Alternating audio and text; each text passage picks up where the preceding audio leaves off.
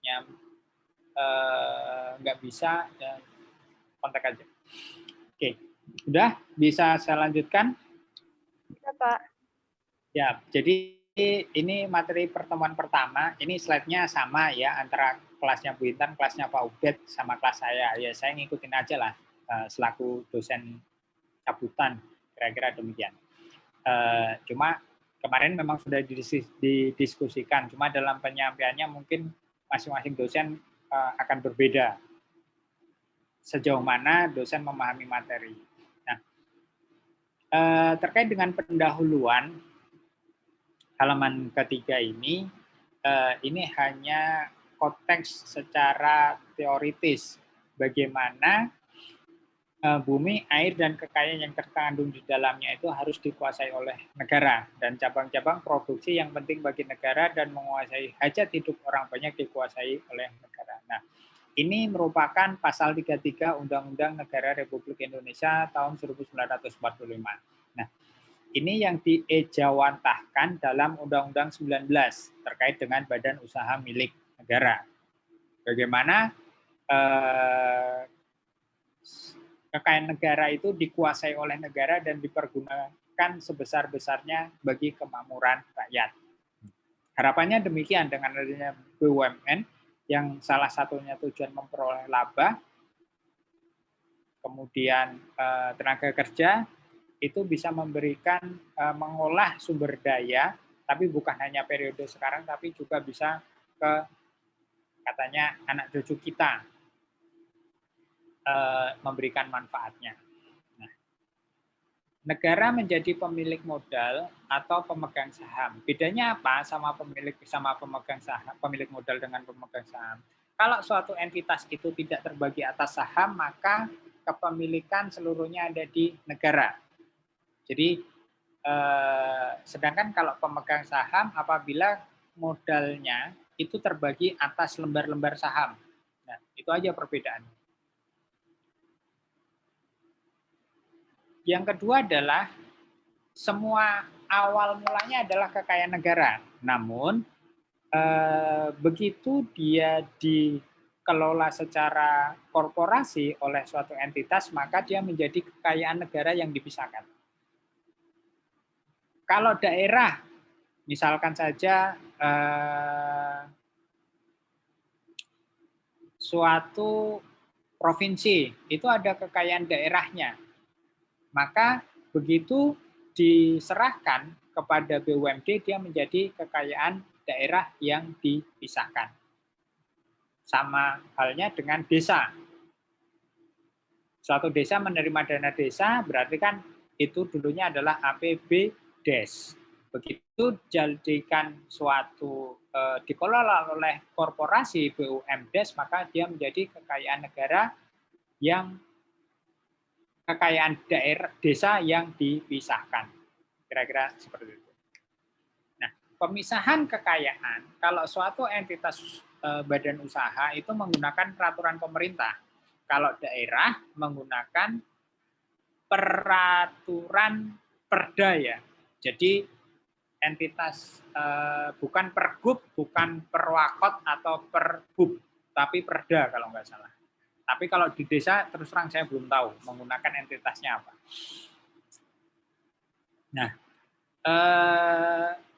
tujuannya pemisahan itu adalah sebenarnya tujuan suatu penyertaan adalah memperbaiki struktur modal dan meningkatkan kapasitas. Yang intinya diharapkan itu memberikan manfaat bukan bagi suatu entitas tapi termasuk juga kepada masyarakat, negara, pemerintah daerah maupun pemerintah desa. Nah, dengan adanya pemisahan tersebut timbullah batas kewenangan.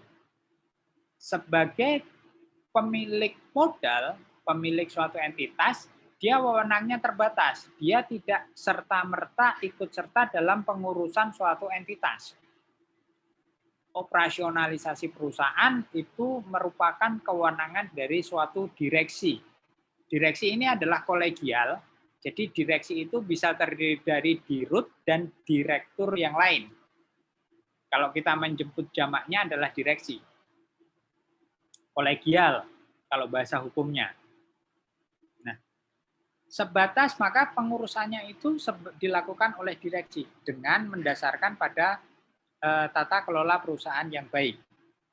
Kalau masih di kekayaan negara, kekayaan daerah, kekayaan desa, itu tunduk pada rezimnya keuangan negara atau keuangan daerah atau keuangan desa. Jadi batas kewenangannya pun berbeda.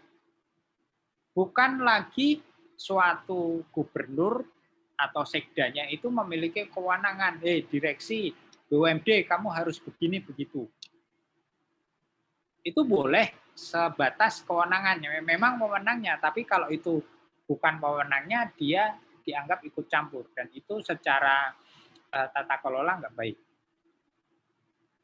Peran stakeholder negara dalam pengamanan kekayaan negara. Nah, dikuasai itu tidak diartikan bahwa kita bisa langsung seluruhnya dihabiskan, dieksplorasi, tapi kita juga harus melakukan pengamanan sehingga nanti dapat dimanfaatkan hingga ke anak cucu kita. Nah, tapi maksudnya ya kalau nanti saya sudah punya cucu berhenti di situ cucu saja enggak. Nah, cucu saya nanti juga pasti akan berpandangan ya ini untuk nanti anak cucu kita, begitu seterusnya. Kira-kira demikian. Nah, kekayaan negara kita akan fokus pada kekayaan negara yang dipisahkan, kekayaan yang berasal dari pengelolaan lainnya yang sah yang dijadikan suatu penyertaan modal pada BUMN atau badan hukum lainnya. BHL, BHL-nya huruf kapital ya. Jadi suatu definisi yang dapat dimaknai suatu badan hukum yang tidak termasuk pada entitas badan hukum yang ada. Jadi BHL-nya bukan huruf kecil tapi huruf kapital. Itu kalau kalian belajar hukum, itu suatu definisi yang diambil dari suatu ketentuan peraturan perundang-undangan.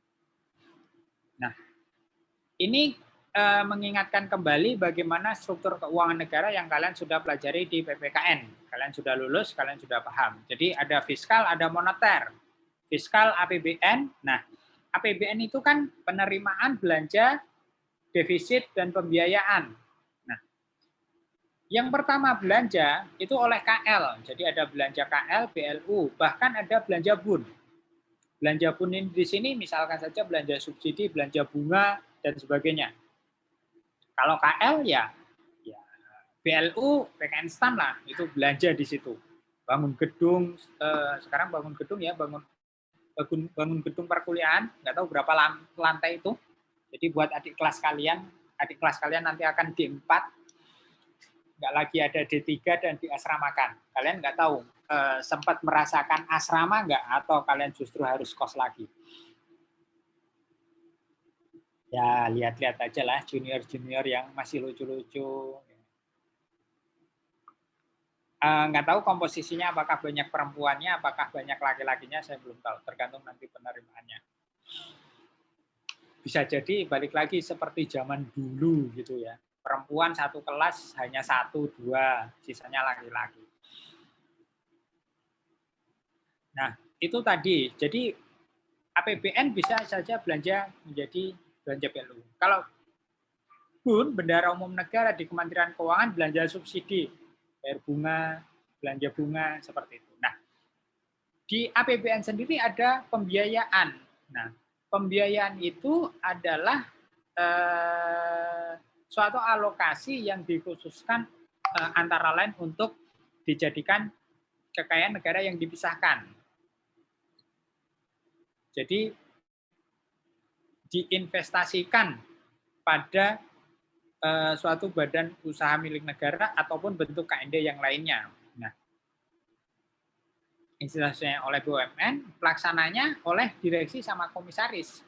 Nah, bagaimana mengelola dana kekayaan negara yang dipisahkan tersebut sesuai dengan Business Judgment Rule BJR-nya, tata kelola perusahaan tidak lagi sepenuhnya pada mekanisme APBN seperti yang di atas ini.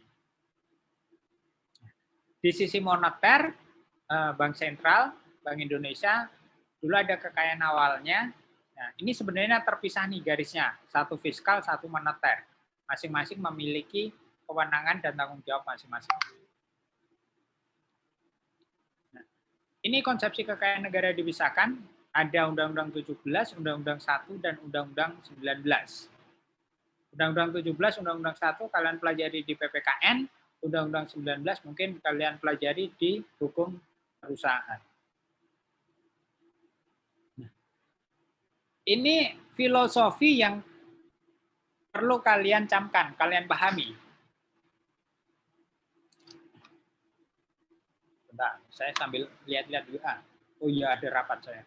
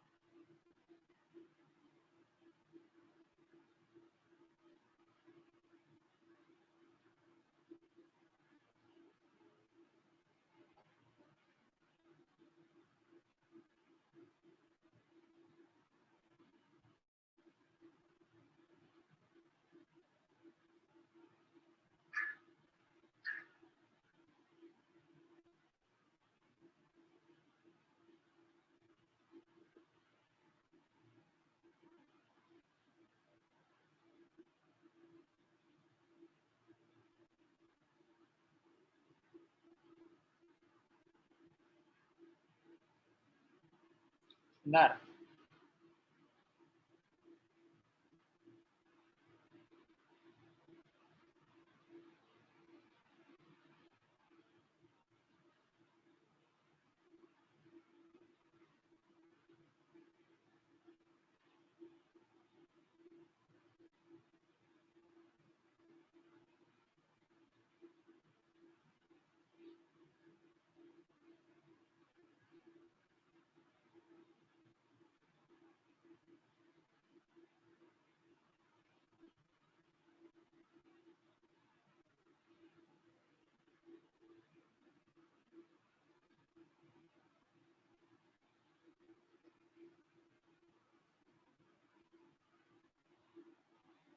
Dan punya aku mana? Yang satunya S8.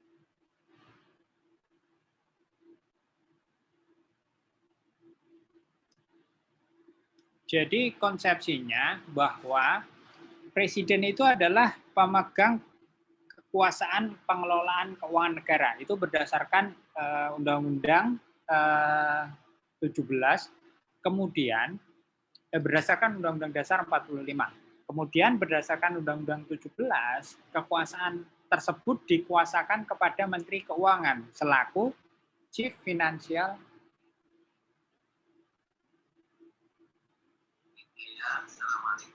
Officer. Sebentar ya, saya di sebelah dulu. Baik, Pak. Iya, Pak, silakan, Pak.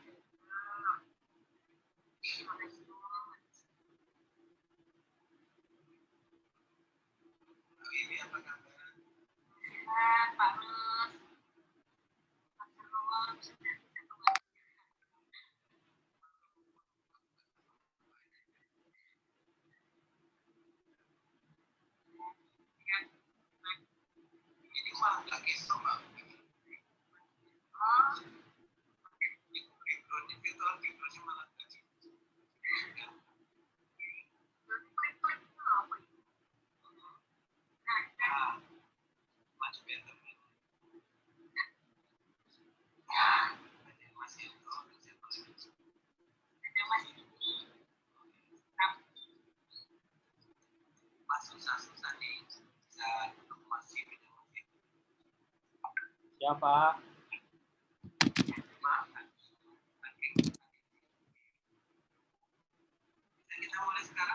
Bisa, Pak.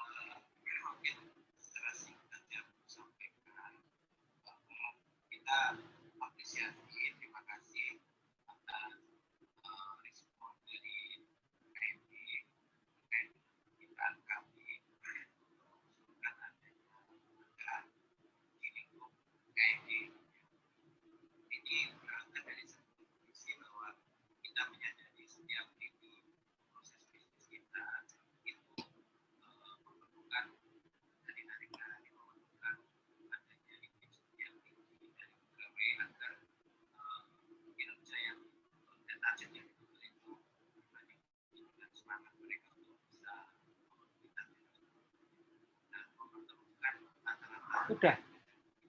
Udah. Udah.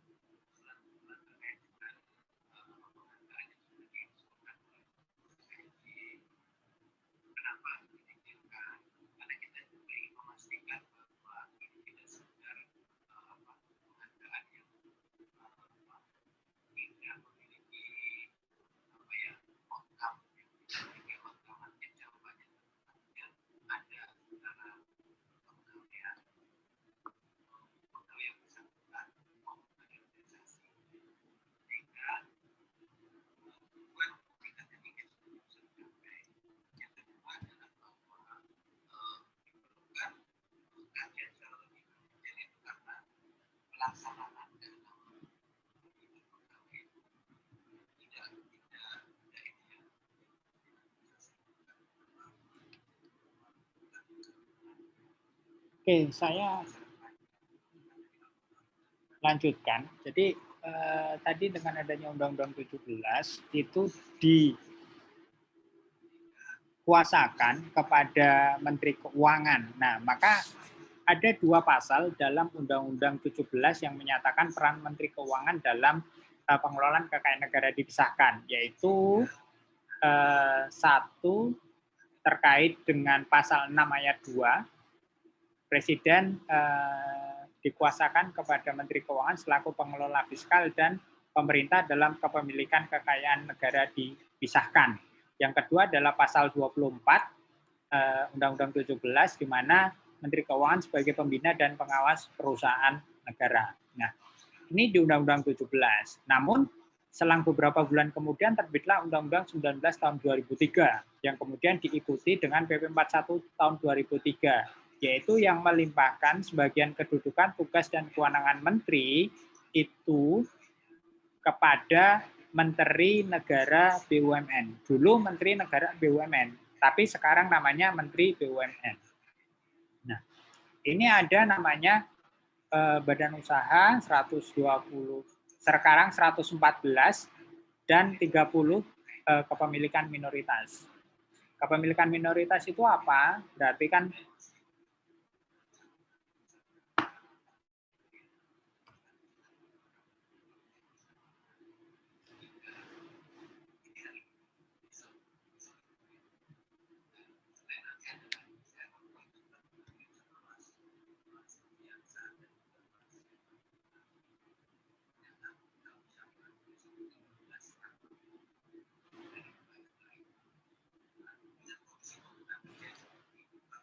jadi ini jumlahnya perlu diupdate ya, 114 BUMN dan 29 minoritas. Nah, ini terkait konsep dari kekayaan negara dipisahkan.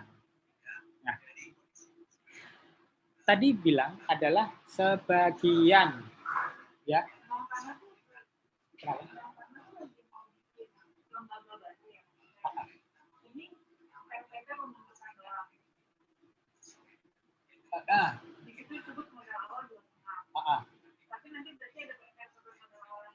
Iya. Belum. Baru mengusulkan anggaran.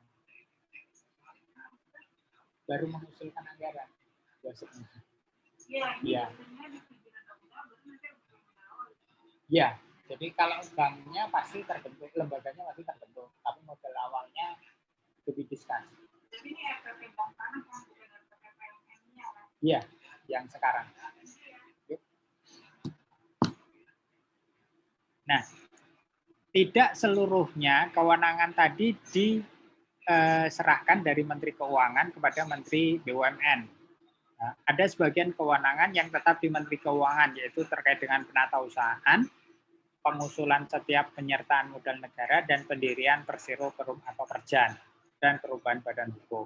Nah, inilah ada 3 perusahaan yang memang didirikan sebagai kepanjang tanganan pemerintah dalam pengelolaan keuangan negara. Ada SMI, PII, dan SMF.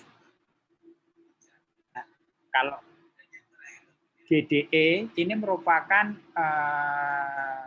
dulu kejadian luar biasa di mana Indonesia kalah di arbitrase internasional, sehingga negara Republik Indonesia harus membayar sejumlah uang dan memperoleh aset-aset yang kemudian diserahkan kepada PT GDE. Nah, ini juga Kementerian Keuangan diharapkan dapat mengkompensate pembayaran tersebut berapa ratus juta USD gitu. Kemudian membantu pemerintah juga dalam pemanfaatan protokol Kyoto terkait dengan karbon kredit.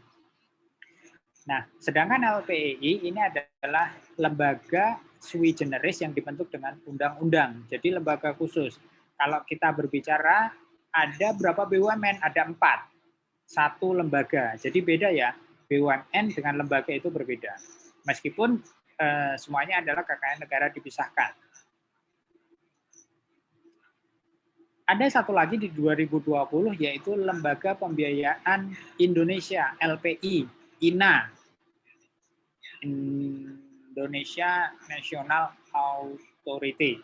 Nah, itu juga suatu lembaga yang dibentuk dengan Undang-Undang 11 tahun 2020, Undang-Undang Cipta Kerja. Di situ dibentuklah suatu lembaga yang berbentuk sui generis. Baik LPI maupun LPEI itu bertanggung jawab kepada Menteri Keuangan melalui organ tertentu, sedangkan SMI, PI, SMF, GDE ini mengikuti ketentuan Undang-Undang Perseroan Terbatas.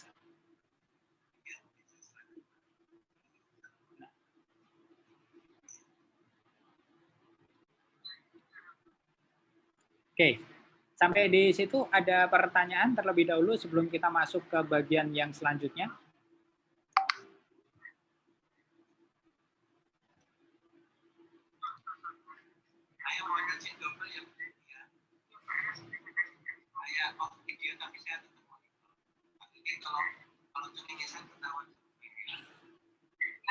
Sepertinya belum ada, Pak.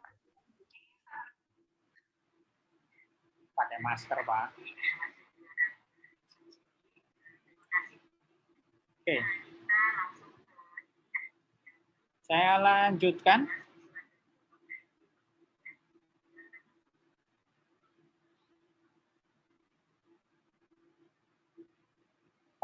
Atau enggak saya freeze dulu deh 15 menit. Kalian boleh kemana-mana dulu. Di stop dulu recordnya, baru nanti kita lanjut. Itu tidak disetorkan kembali ke kas negara, tapi ke rekeningnya BLU. Nah, di tahun depan mereka baru bisa langsung menggunakan dana tersebut. Kalau KL enggak, KL itu awal tahun dia nol bukunya. Kemudian dia dapat injeksi dari APBN, DIPA, cairan KPPN, DIPA, digunakan, ada akhir tahun, ada DIPA, dia disetorkan kembali. Oh, ini ada sisa, dikembalikan. Kalau BLU enggak.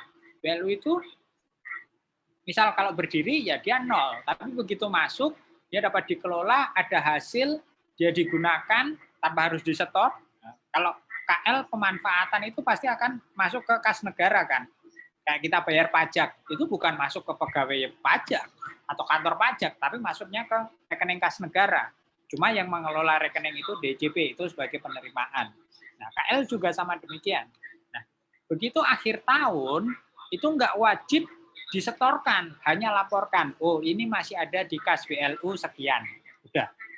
Nah, itu fleksibilitas dalam pengelolaan keuangan negara. BLU itu masih satgas.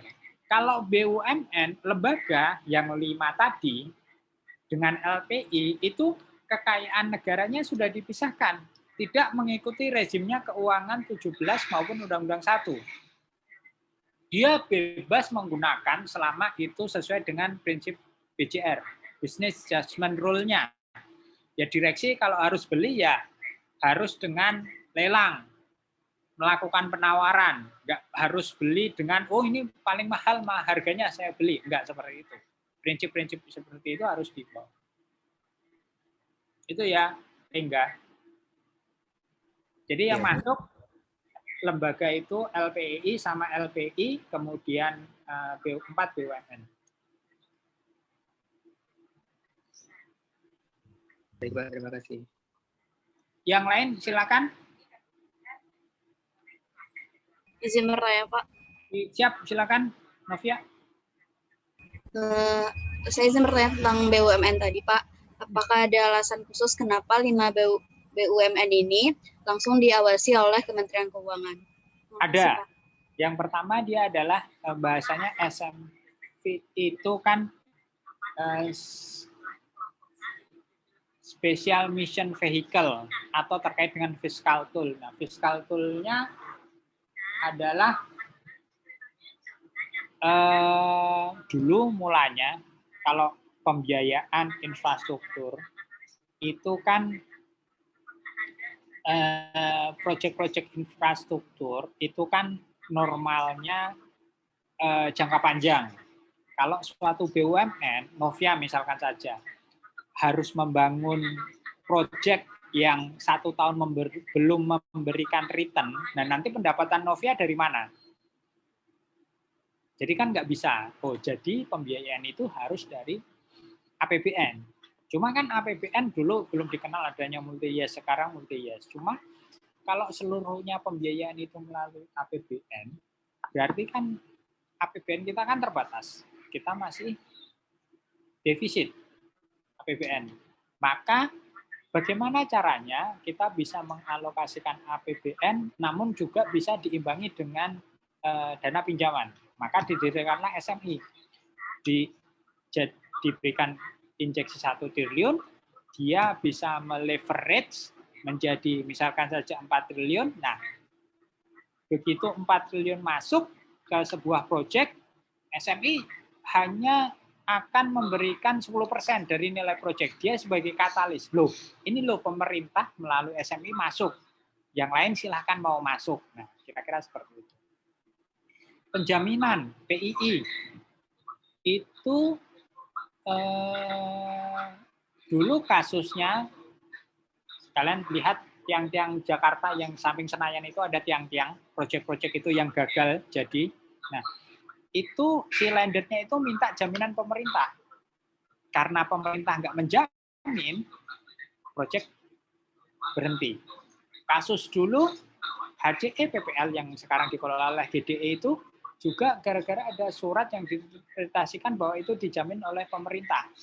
Akhirnya karena suatu hal proyek berhenti, negara yang bertanggung jawab.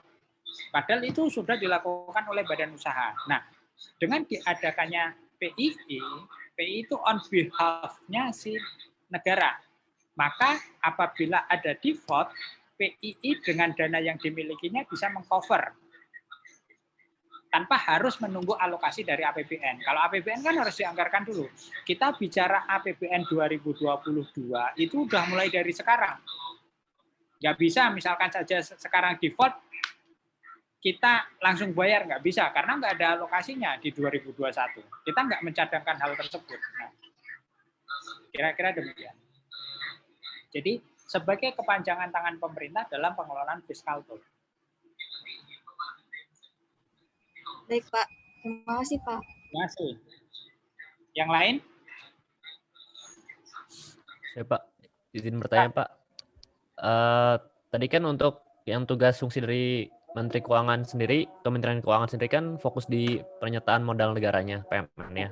Nah kalau untuk BUMN sendiri, Kementerian BUMN sendiri, dia fokusnya kemana ya Pak? Soalnya kan buat perusahaan BUMN sendiri itu diurusnya sama direksinya gitu. Jadi nanti di bagian belakang slide ini silakan kalian baca. Organ BUMN itu ada 3. Yang pertama direksi, ya operasional sehari-hari day to day termasuk ke pengadilan. Yang kedua adalah Dewan Komisaris atau Dewan Pengawas yang melakukan pengawasan. Sebentar. BUMN itu terbatas pada RUU PPS. Ya, RUU PPS itu nggak punya uang. Yang punya uang itu adalah Menteri Keuangan selaku BUN. Meskipun di satu sisi Menteri Keuangan juga bertindak sebagai RUP. Jadi ini kakinya berbeda. Sama seperti saya ini, kakinya satu di PK Instan, kakinya satu di sedang rapat yang lain. Nah, 2 orang menjalankan fungsi yang berbeda. Nah, Kementerian Keuangan bisa menjalankan fungsi itu, tapi Kementerian BUMN itu tidak. Jadi dia sebatas sebagai RUPS-nya suatu BUMN atau pemegang sahamnya pada Perum. Nah, begitu perusahaan membutuhkan modal, nanti di teori yang kedua ada namanya packing order teori. Pengembangan suatu entitas itu berasal dari utang atau modal. Kalau utang, ya tinggal aja RUPS menyetujui. Oke, silahkan kamu cari utangan. Kemana? Dengan bunga yang rendah. Tapi begitu udah, wah kita nggak bisa utang Pak. Kenapa? Ekuitas kita negatif. Terus gimana? Ya Bapak injeksi modal lah. Oh, injeksi modal dari mana? Saya kan bukan yang punya uang. Yang punya uang Menteri Keuangan. Ya sudah, majukan sajalah ke Menteri Keuangan. Nah, ini tugas Menteri Keuangan tadi sebagai Chief Financial Officer. Maka tugas yang tadi terkait dengan penyertaan modal tetap di Menteri. Karena Menteri Keuangan yang melihat, saya uang ada enggak? Penerimaan pajak cukup enggak? Selama ini terus terang, kalau investasi itu dari utang. Jadi ada social cost-nya. Jadi bukan dari pajak. Kira-kira demikian. Jadi suatu investasi yang dilakukan oleh BUMN itu harus menutupi social cost yang ditanggung oleh pemerintah. Kalau kalian beli surat utangnya negara, sukuknya negara, kalian mendapat return berapa? Misalkan saja 5%. Nah, investasi pemerintah itu harus memberikan imbal hasil lebih dari 5%. Karena kenapa? Karena ada social cost yang ditanggung oleh pemerintah. Jangan sampai pemerintah harus bayarin siapa ini? Lazuardi 5%, tapi harus juga nggak dapat kontribusi dari BUMN proyeknya 5%. Udah rugi 2 kali itu.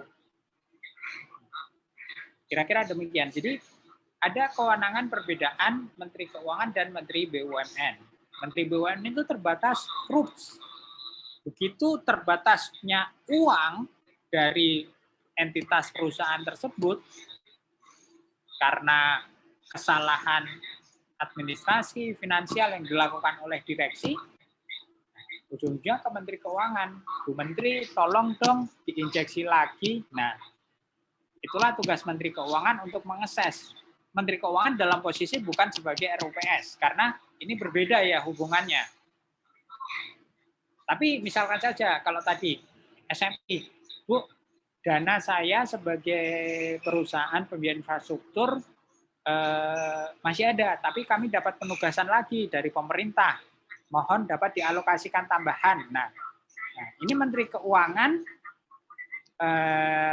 dari DJKN ke Menteri Keuangan. Nah nanti asesnya lagi ke DJKN, karena DJKN, Direktorat KND, bertindak sebagai dua kaki juga. Satu sebagai pembina RUPS-nya, satunya lagi sebagai pembantu pelaksana pengguna anggaran BA 9903 untuk investasi pemerintah. Nah, itu. Jadi KND kakinya 3, bukan lagi 2. Dan, jadi enggak serta-merta Menteri BUMN, oh ini perlu injeksi modal, ya sudah langsung siapkan PP-nya. Kita akan memisahkan dari kekayaan negara menjadi kekayaan negara dipisahkan, nggak bisa. Harus dari keuangan dulu. Itu pertanyaan bagus. Good question, Pak Juardi. Yang lain? Izin bertanya, Pak. Ya, Aldi. Saya Aldi, Pak. Saya ingin bertanya, Pak, apakah ada investasi pemerintah ke perusahaan swasta, Pak? Contohnya kayak perusahaan asing gitu, atau hanya BUMN saja? Jika ada, apakah pengelolaan itu tuh termasuk ke dalam KND atau enggak ya, Pak? Nah, pertanyaan bagus juga. Jadi, dalam pasal 24, itu negara dapat melakukan penyertaan modal kepada suatu entitas swasta dalam rangka penyelamatan perekonomian. Kuncinya itu. Jadi, dalam rangka penyelamatan perekonomian dan setelah disetujui DPR, negara dapat melakukan penyertaan kepada swasta. Tapi kalau pasal itu nggak terpenuhi, belum pernah. Sampai saat ini belum pernah kejadian negara melakukan penyertaan kepada swasta. Jadi penyertaan itu dilakukan pasti pada suatu entitas BUMN, Persero, Perum, ataupun perusahaan yang di dalamnya telah terdapat saham negara. Dulu misalkan saja Freeport. Freeport itu karena perjanjian, Indonesia harus memiliki saham di Freeport Indonesia.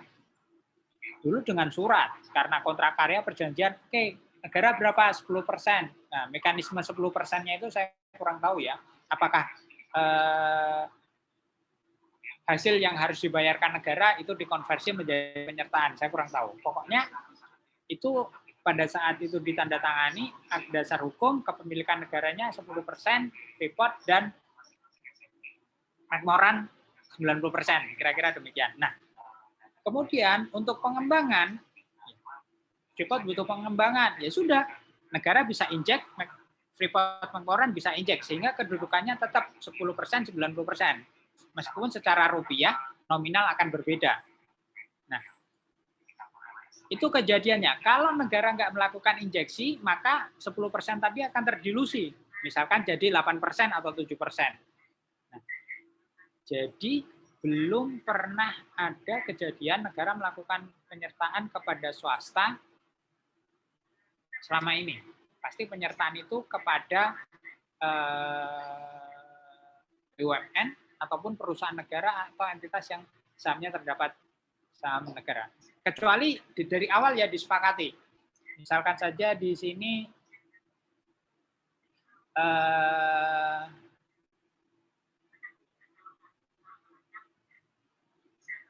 siapa? Lajuardi, Aldi, itu ada investor dari luar negeri ke pemerintah Indonesia. Bu Menteri, Pak Presiden, yuk kita bangun joint venture. Saya 90%, Ibu Menteri Keuangan 10% untuk mendirikan sebuah entitas. Nah, itu kan dari awal belum ada tuh.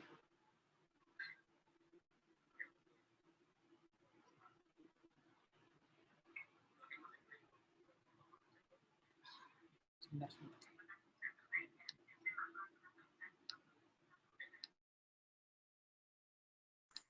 Maaf Pak, masih di mute. Aldi dan Lazuardi sebagai investor raja minyak lah dari negara mana gitu, ke Menteri Keuangan, ini yuk kita bikin perusahaan patungan.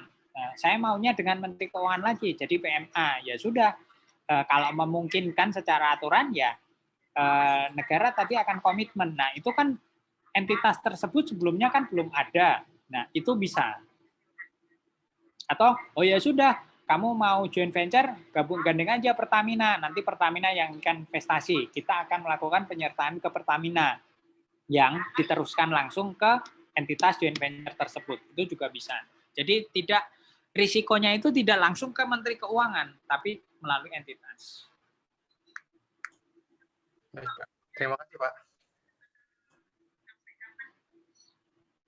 Yang lain silakan. Pak izin bertanya Pak.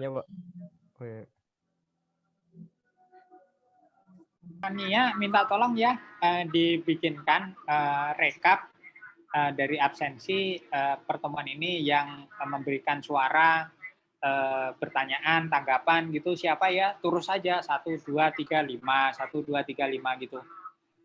Baik Pak, sudah Pak. Tambahan nilai aktivitas saja gitu. Kalau aktivitas saya pukul rata 90, yang banyak siap. Jadi gini Pak, kan di dalam KND ini kan kita banyak berbicara tentang penyertaan modal dari pemerintah ke BUMN kan gitu ya Pak ya. Nah, kita bisa melihat di negara lain nih, contohnya Pak, kayak di Singapura, itu kan punya Temasek gitu Pak. Kalau di Malaysia itu punya Khazanah gitu Pak. Kenapa kalau di Indonesia itu nggak dibikin aja Pak, kayak holding yang gede gitu Pak. Jadi langsung dari Kementerian Keuangan emang langsung ke holdingnya Pak, kerjasamanya gitu Pak, atau hubungan yang langsung gitu Pak antara Kementerian Keuangan sebagai pemilik modalnya dengan holdingnya tadi Pak. Kenapa mesti ada Kementerian BUMN dulu Pak? Ini kan kalau kita masuk ke bidang usaha kan birokrasi yang terlalu panjang itu kan mestinya kan nggak ada gitu Pak. Ya. Nah ini menurut Bapak gimana Pak? Jadi ini saya sambil santai ya. Dari tadi 7:30 double-double pusing juga ini. Aslinya dingin di kantor. Jadi Kementerian BUMN itu bagian dari hanya eselon 1 di bawah Kementerian Keuangan sebelum 98. Pasca reformasi, kalian bisa bacalah sekilas reformasi di 98 itu, memunculkanlah Kementerian Negara BUMN. Jadi yang dulunya bagian dari Kementerian Keuangan eselon 1 naik menjadi Kementerian Negara.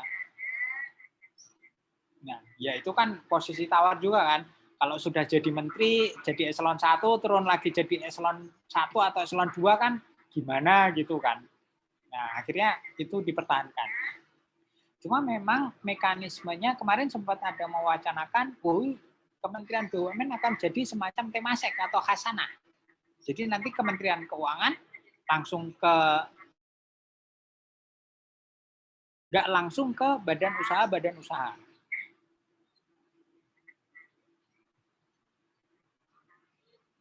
Cuma permasalahannya itu nggak bisa seperti itu. Kenapa? Karena badan usaha itu masih ada kaitan eratnya dengan pemerintah. Subsidi masih. Subsidi listrik, subsidi BBM, subsidi gas. PSO, kereta api, PLNI masih. Nah, yang itu akan menghambat, nggak semuanya bisa dilakukan oleh semacam Temasek dari Kementerian BUMN. Menurut saya, kondisi saat ini. Jadi, Waalaikumsalam warahmatullahi wabarakatuh. Terima kasih Bu.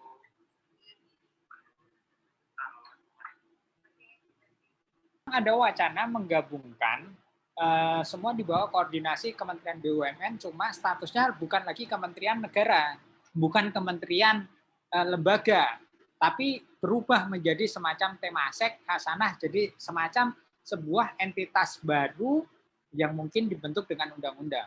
Jadi kontrol nanti langsung akan di new Kementerian, new BUMN regulatory tersebut. Cuma sepertinya sekarang masih belum bisa karena PLN subsidi masih, kemudian Pertamina masih. Jadi masih ada kaitannya langsung kepada APBN. Belum sekuat dengan seperti Temasek atau Hasanah lah. Mungkin arah itu ada, tapi bukan besok. Mungkin di era kalian, kira-kira demikian. Jadi dulu wacananya memang awal cikal bakalnya kementerian itu ya kayak dulu ada Kementerian Sosial banyaklah kementerian itu kan kalau kalian lihat bagian anggaran itu bagian anggaran 1 sekarang sampai 100 sekian. Apakah kementerian lembaganya sebanyak itu? Kan enggak. Karena memang begitu bagian anggaran itu sudah ada, itu enggak bisa digantikan dengan kementerian yang lain. Ya sudah, kalau memang BA-nya sudah dihapus, kementeriannya sudah dihapus, BA-nya tetap aja.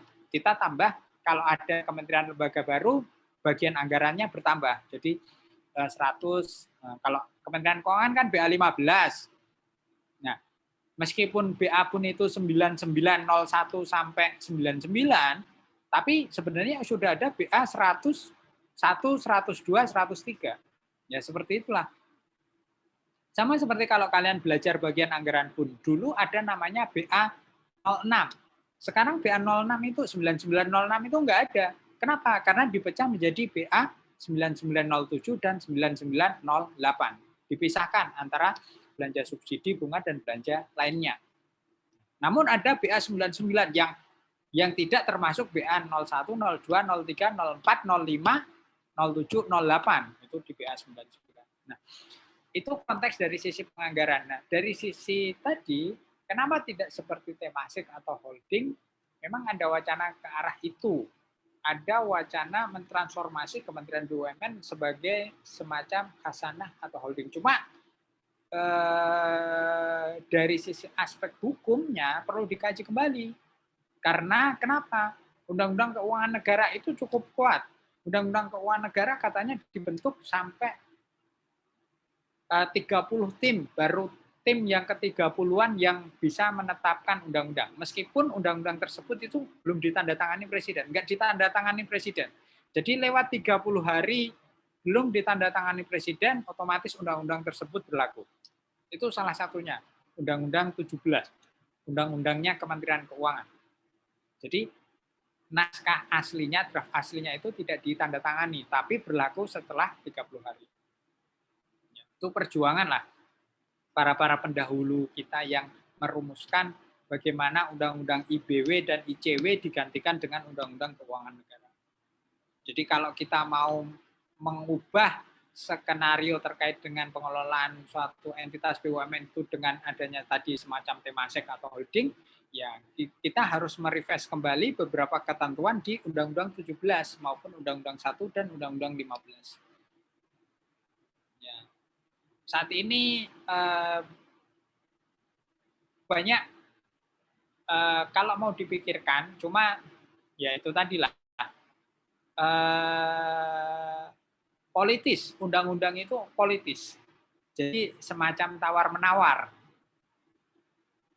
Kalau Undang-Undang 17 mau diubah ini, maka ada pihak lain yang menawarkan, oh berarti Undang-Undang X harus diubah demikian. Jadi saling menawar kayak gitu. Nah, itulah yang coba dihindari pemerintahan saat ini.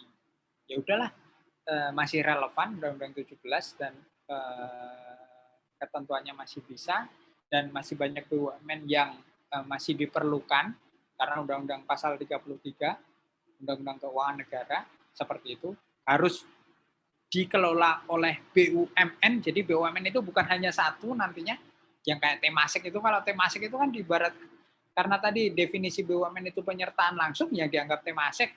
BUMN kan hanya Temasek sama Hasanahnya, sedangkan di bawahnya itu kan bukan. Nah, padahal beberapa regulasi kita masih menggunakan undang-undang keuangan dianggap keuangan negara yang harus jadi dikelola oleh BUMN. Itu. Silakan, yang lain. Sebenarnya Pak, kan dari segala banyak BUMN kan yang berkontribusi itu dikit gitu Pak. Bapak berkontribusi besar bagi negara. kenapa kayak nggak digabungin aja, Pak? Kayak BUMN yang kayak sejalan gitu, Pak. Terus biar penanaman modalnya itu nggak begitu banyak gitu, Pak. Oke. Terima kasih, Pak. Jadi memang dulu itu sebelum adanya Kementerian BUMN, masing-masing kementerian itu mendirikan suatu badan usaha. Kementerian Keuangan dulu juga punya Kementerian BUMN. Jadi yang di bidang keuangan itu pembina teknis sekaligus RUPS-nya adalah Kementerian Keuangan. Dengan adanya Undang-Undang 19, semua digabungkan satu ke Kementerian BUMN. Kayak perhubungan itu juga kereta api, Garuda, Damri itu pembinaan teknis RUPS-nya di Kementerian Perhubungan. Baru setelah ada Dirjen Pembinaan BUMN, RUPS-nya satu jadi satu. Nah, itu simplifikasi regulasi juga. Nah, memang badan usaha dulu ada yang berasal dari nasionalisasi perusahaan Belanda dan ada yang memang didirikan. Dalam perkembangannya sudah banyak BUMN yang digabung, baik di merger atau di holding. Nah, salah satu tugas kalian juga lah bagaimana perjalanan histori BUMN itu bisa kalian bikin infografis. Misalkan saja Pertamina bisa saat ini Pertamina dulu berasal dari mana. Nah, itu kalian bisa cari informasi, kalian bikin infografis dulu ada Pertamin sama Permina. Permina berasal dari mana? Apakah nasionalisasi dan seperti apa? Apakah ada penggabungan dari mana? Nah, dulu cukup banyak. Dulu jumlahnya itu hingga 150-an, sekarang tinggal 114 BUMN. Jadi dengan adanya holdingisasi, BUMN itu sebagian sudah dikonsolidasi, dalam artian meskipun tidak dibubarkan. Jadi entitas BUMN itu sudah mulai mengerucut. Dengan adanya kebijakan right-sizing sendiri, ada holdingisasi, ada penggabungan, ada pengambil alihan. Nah, entitas BUMN diharapkan akan semakin sedikit, namun semakin kuat. Nah, itu wacana yang memang sedang dikaji, dipersiapkan. Sehingga nantinya, makasih Mbak. Dari mana Mbak? Alhamdulillah di kantor ada yang nganterin makanan. Kalau di rumah kan nggak ada, saya harus masak sendiri. Kamu udah absen belum? Untuk right-sizing BUMN baik melalui penggabungan, holdingisasi, ataupun pengambil alihan, merger, akuisisi, maupun holding.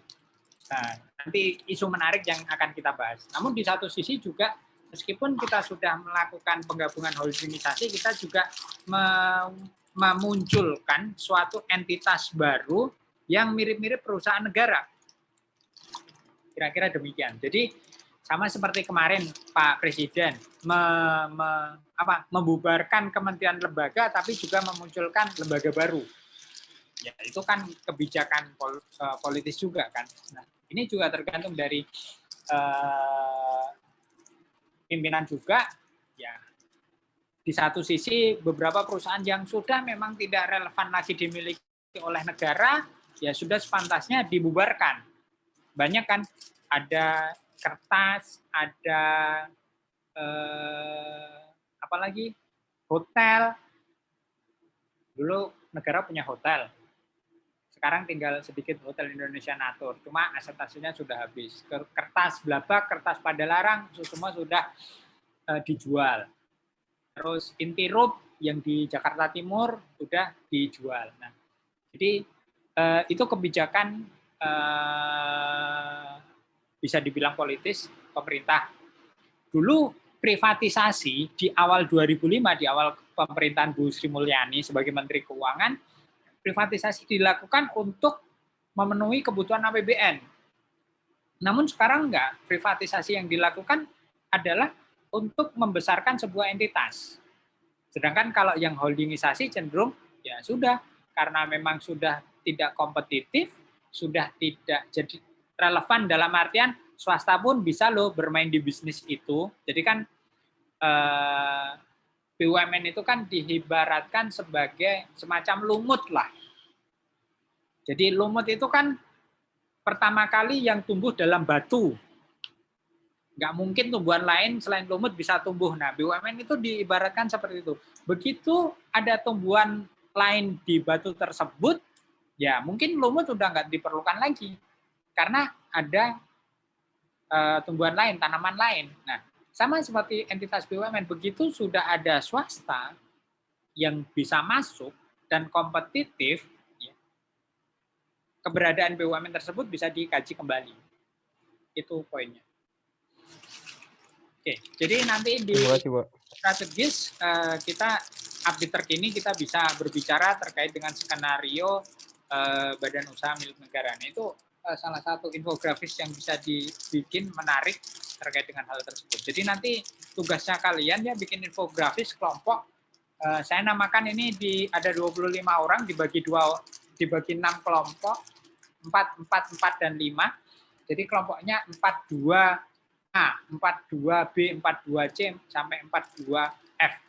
Itu nanti tugas kelompoknya adalah membuat infografis minimal 2 untuk nilai tugas kalian. Pengumpulannya nanti setelah ujian UTS.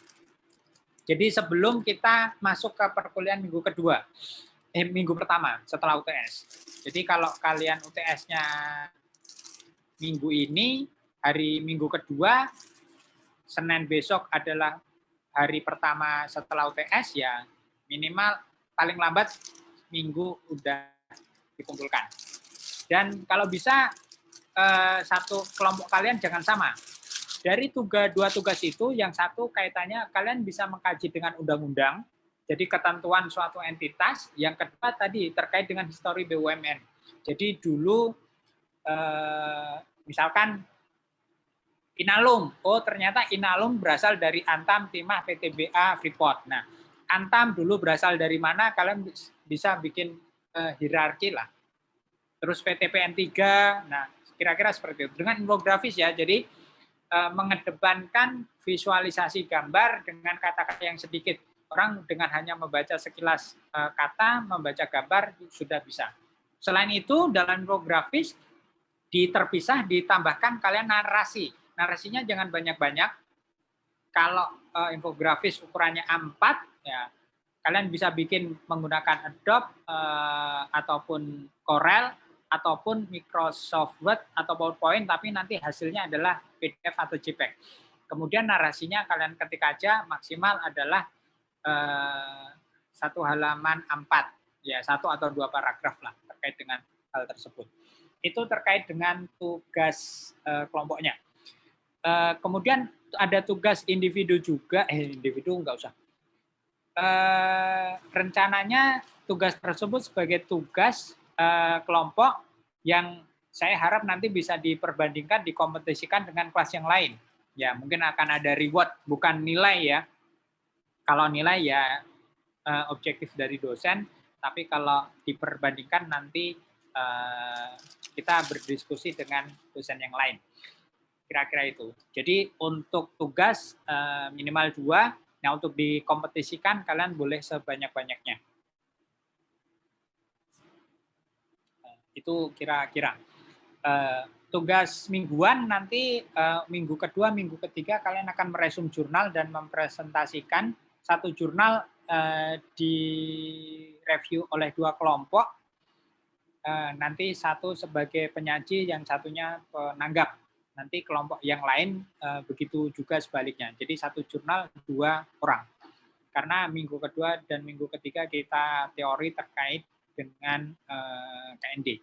Itu tugas tambahnya. Sebentar, tadi saya udah absen belum? Udah. Oke. Ada pertanyaan lain?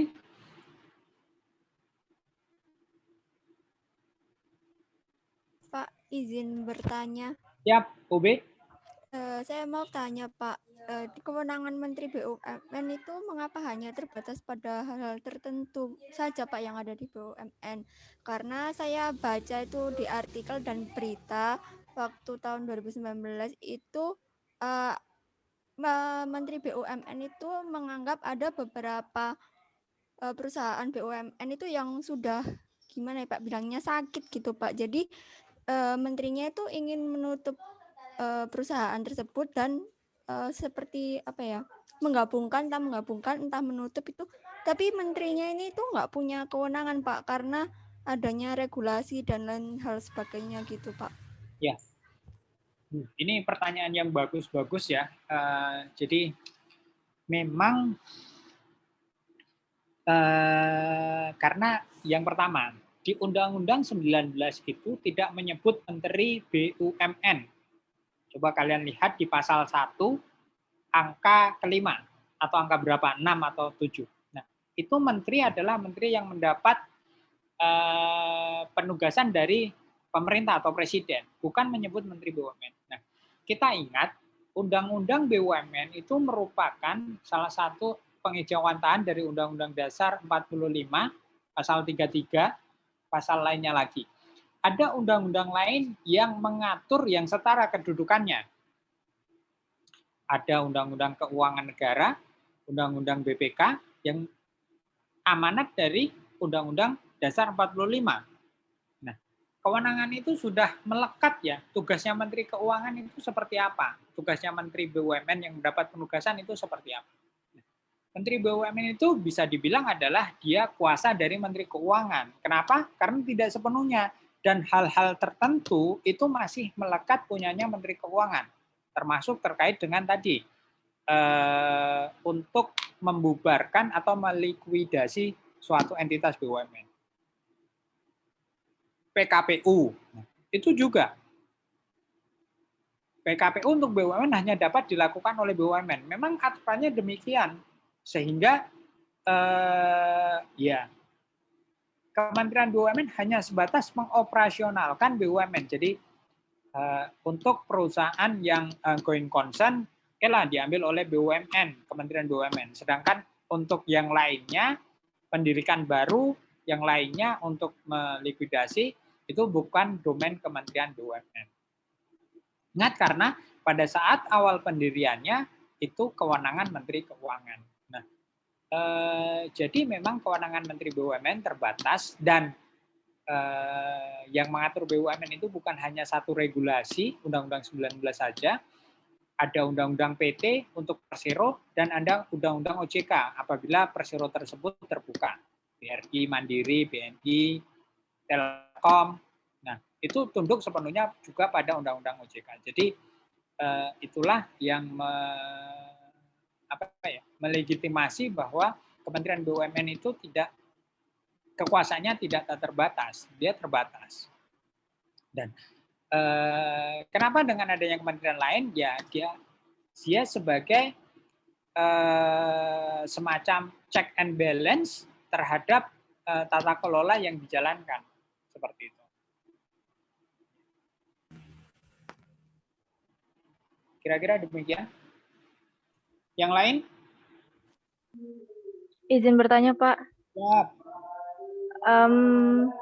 Ini sih, Pak, kan objek KND itu ada badan usaha, Pak. Nah, ada kriteria tertentu nggak sih, Pak, negara itu mau menginvestasikan ke sektor usaha gitu untuk meminimalisir resiko kerugian seperti itu, Pak? Jadi seperti yang saya jelaskan, BUMN didirikan itu adalah salah satunya mengejar keuntungan. Dia sebagai semacam pionir lah dalam suatu industri yang dimana swasta tidak bisa masuk. Tapi begitu swasta bisa masuk, sebenarnya kedudukan BUMN tersebut bisa dikaji kembali. Apakah mau diprivatisasi atau dalam artian dijual atau memang dilikuidasi. Nah, tujuannya BUMN itu, kalau swasta nggak bisa masuk, harus ada suatu entitas yang bermain di situ. Playing field-nya sebenarnya berbeda. Kalau misalkan saja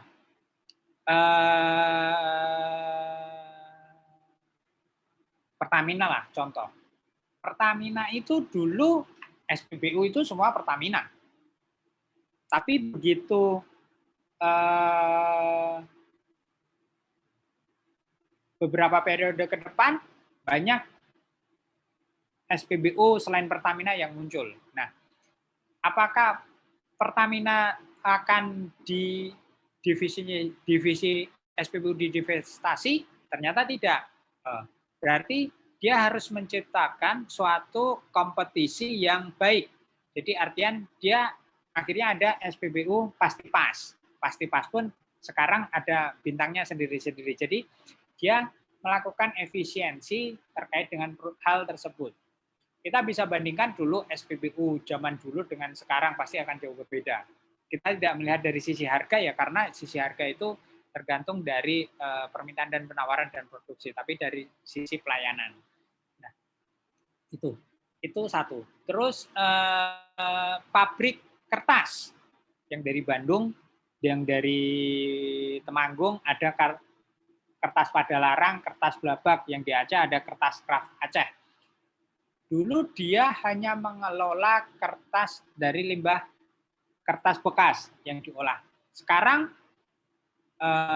ya mungkin cita-citanya mulia, kita harus mengurangi ketergantungan pohon karena pohon yang terbatas kan. Berarti dari kertas yang ada diolah. Ternyata alat produksinya sudah tidak efisien sehingga divestasi. Contoh pendirian SMI tadi, karena proyek infrastruktur yang memberikan return tidak serta-merta dalam 1-2 tahun, kita bangun tol, kita bangun bendungan, pasti nggak akan serta-merta memberikan pendapatan. Padahal di satu sisi, kita mendirikan, membangun itu pasti membutuhkan pinjaman. Nggak mungkin seluruhnya oleh modal sendiri. Untuk membayar pinjaman dari mana? Belum adanya kepastian return maupun pendapatan untuk pengembalian investasi tersebut, maka swasta itu nggak berani masuk. Jadi diperlukan suatu entitas yang bisa memberikan pembiayaan murah. Termasuk juga yang isu terakhir adalah terkait dengan geotermal, panas bumi. Panas bumi itu risikonya besar. Kita nggak tahu apa yang ada di dalam 2 km dari permukaan tanah. Kalau 2 meter ke depan, ke belakang, ke samping, mungkin kita bisa lihat. Ke atas kalau cuacanya bagus, mungkin kita bisa lihat. Tapi kalau di bawah tanah, kita nggak ada bisa lihat. Benar nggak ada panas bumi di situ? Kalau isinya air, biaya untuk, kalau yang laki-laki mungkin tahu ya, mengebor itu kan pasti dapat berapa kilometer, nanti dipasang casing, pipa. Kalau nggak dipasang pipa, ya nanti rubuh kan. Jadi berapa meter dipasang pipa. Terus tambah lagi hingga ketemu sumber air. Nah, risiko-risiko itu nggak bisa serta-merta di-cover oleh swasta. Karena nanti kalau dry hole, zong, ya sudah habis. Maka harus ada suatu entitas, badan usaha yang memang melakukan memperbaiki data tersebut. Jadi sekarang pilih-pilih apa yang harus didirikan BUMN juga menjadi pertimbangan. Terakhir adalah LPI. Lembaga sui generis yang didirikan memang untuk pengelola investasi. Kenapa? Salah satu latar belakangnya adalah investasi itu belum dapat disatukan. Jadi masih scatter kemana-mana. Nah, padahal ada prioritas pemerintah. Dibentuklah SMI yang akan menabung berbagai investasi dan kemudian nanti aja.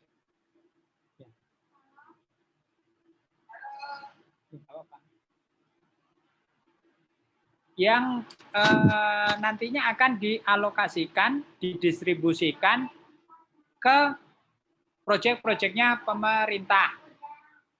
Kira-kira demikian. Nah, Baik, itu Pak. ya. Terima kasih. Ini Terima udah kasih, Pak. 48. Ada yang lain?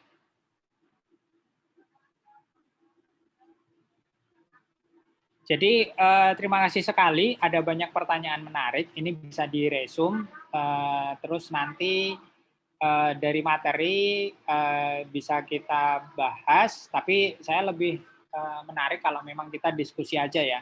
Jadi pendapat saya ini, karena saya lebih tahu dulu daripada kalian, kalau kalian ingin memberikan tanggapan yang berbeda, silahkan saja. Oh, nggak bisa Pak, pendapat Bapak kurang tepat, pendapat Bapak keliru. Nah, saya baca teorinya demikian. Di media ini ada yang mengungkapkan demikian. Nah, jadi sepertinya harus dikoreksi. Nah, hal-hal tersebut saya terima kasih sekali kalau ada hal seperti itu, karena memang kemampuan saya juga yang terbatas, informasi saya mungkin nggak update juga, tapi sependek pengetahuan saya kira-kira demikian. Terkait dengan materi, kita bisa diskusikan bebas, kalian bisa baca, kalau ada yang nggak jelas kita silahkan kalian tanyakan. Seperti itu. Daripada saya harus searah, itu akan susah juga, kan kalian akan bosen lah. Tapi kalau dua arah interaksi seperti ini, menurut saya akan lebih menarik. Dan silahkan kalau kalian ingin mengomentari tanggapan yang lain juga silahkan. Kalau ternyatanya kalah karena saya nggak menunjuk, kalian bisa tuliskan di chat untuk menambahkan pendapat kalian. Itu sebelumnya mohon maaf ya, karena saya tadi jeda-jeda karena kemarin informasinya itu rapatnya jam 1.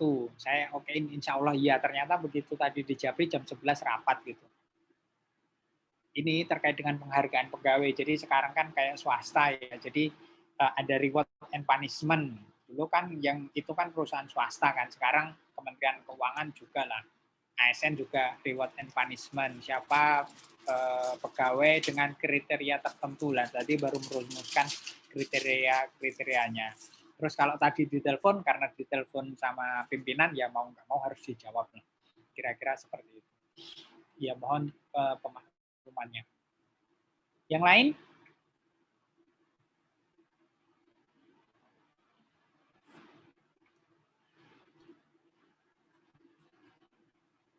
Jadi kalau tidak ada, saya nanti akan saya share tugasnya sesegera mungkin, paling lambat besok lah, terkait dengan resumenya untuk pertemuan kedua dan pertemuan ketiga. Nanti minta tolong ya Natania untuk kirimkan kelompoknya, kelompok 42A itu siapa, kelompok 42B siapa, terus nanti untuk rekapnya kalian nggak usah setiap pertemuan, nanti setiap akhir semester setelah 7 pertemuan kirim ke saya untuk nilai aktivitas.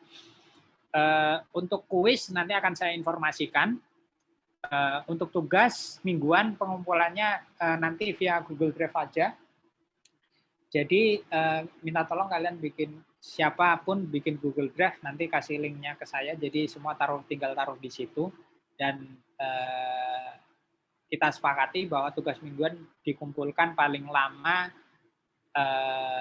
sehari sebelumnya. Jadi kalau kita kuliah Kamis, ya kalau bisa sebelum pukul 22 semalam, kalau bisa udah terkumpul. Jadi saya bisa cek. Itu jangan khawatir kalau nanti tugasnya dicontek yang lain, kan akan ketahuan kan siapa yang mengumpulkan terlebih dahulu gitu, submit dulu. Jadi nggak apa-apa kalau kalian itu. Sementara itu ya terkait dengan tugasnya, tadi terkait dengan tugas kelompok yang infografis, kira-kira sudah ada. Terkait dengan materi yang belum saya sampaikan lebih detail, nanti kita bisa lanjut ke pertemuan berikutnya, karena sudah jam 1 kurang. Ada yang ingin ditambahkan? Pak, ya? Izin bertanya Pak, untuk yang tugas tadi, yang infografis, itu kan Bapak bilang minimal 2. Nah, terus itu tadi Bapak bilang kelompoknya kalau bisa berbeda. Jadi maksudnya infografis yang satu kelompok 1A atau gimana Pak? Berbedanya itu misalkan Natania dengan Lazuardi itu beda kelompok, ya objeknya jangan sama. Oh. Kalau Natania udah bahas perusahaan A, ya kelompoknya Lazuardi jangan bahas perusahaan A. Meskipun nanti di kelas lain sama, itu nggak masalah. Tapi dalam satu kelas itu kalau bisa objeknya jangan sama gitu. Masih banyak yang lain yang bisa kita bikin infografis. Ya baik Pak. Terus satu lagi Pak, untuk yang tadi yang mau ditandingin itu Pak. Ya. Nah itu setiap kelompok harus gitu atau kayak satu kelas gitu Pak, ngumpulin sebanyak-banyaknya bareng-bareng kerjasama. Kalau yang ini baru wacana ya, nanti kalau saya sih sudah dari periode yang sebelumnya, gimana kalau mereka dikompetisikan gitu. Cuma karena kemarin dengan dosen yang lainnya belum sepakat, dan kemarin sempat dengan Bu Intan Pak Ubed sepakat, ya sudah. Jadi dari 2 tugas tersebut, ya kalau kalian hanya 2 tugas itu aja yang nanti yang kita akan nilai bersama lah. Oh, ini menjadi kandidat terbaik atau tidak. Tapi kalau kalian mau lebih dari 2, silahkan. Jadi tiap kelompok. Jadi nanti saya akan menentukan pemenangnya bukan Natania, tapi kelompoknya Natania, anggotanya siapa gitu. Jadi kita berbicara kelompok nanti untuk tugasnya. Karena sebenarnya individual bisa, cuma kalau untuk dikompetisikan individual, kasihan jurinya nanti terlalu banyak. Nah, untuk tugas individu nanti ya, untuk ujian itu bisa pilihan ganda, bisa IC. Pilihan ganda nilai mati. Jadi kalau jawaban kuncinya A, terus kalian jawabnya selain A, berarti salah. Tapi kalau kalian jawabnya A atau B atau C, tetap salah. Jadi nilai mati. Terus IC sebisa mungkin konsep dulu kalian tuliskan. Terus baru nanti kalian elaborasi dari atas pertanyaan dan konsepnya. Jadi karena ini ujian yang ya tergantung dari pengalaman kalian, pengetahuan kalian untuk menjelaskan. Tapi kalau konsep kan sama. Misalkan saja ketentuan. Menteri Keuangan terkait dengan kepemilikan kekayaan negara, tugasnya apa? Oh, 1, wakil kepemilikan pemerintah dalam kekayaan negara dipisahkan. Yang kedua adalah sebagai pembina dan pengawas. Itu ada kan pasal 6 ayat 2 dan pasal 24. Nah, tinggal itu konsepnya, penjelasannya ya kalian bisa jelaskan panjang lebar. Nah, itu kan masing-masing yang bisa berbeda. Nah, itu yang saya harapkan. Jadi nanti kalau harapannya dengan adanya konsep dan elaborasi tersebut, nilai kalian bisa maksimal. Kalau kalian hanya konsep atau jawabannya saja, kalau nggak tepat, berarti nilai kalian nggak akan maksimal. Terus, jangan sampai urean kalian kosongkan. Itu kesulitan bagi saya untuk memberikan skor. Masa iya hanya dari 5 soal mengerjakan 3, saya bisa berikan nilai 75, kan nggak mungkin. Pasti maksimal adalah 60 kan, kalau 20, 20, 20. Masa iya saya berikan 70, 10-nya dari mana? Yang 2 nggak dikerjakan. Nah, kira-kira seperti itu. Jadi jangan sampai kosong terkait dengan, oh, portal udah saya isi, simpan presensi, tinggal 3 menit, sudah lengkap, terima kasih, sudah diingatkan. Baik, Pak.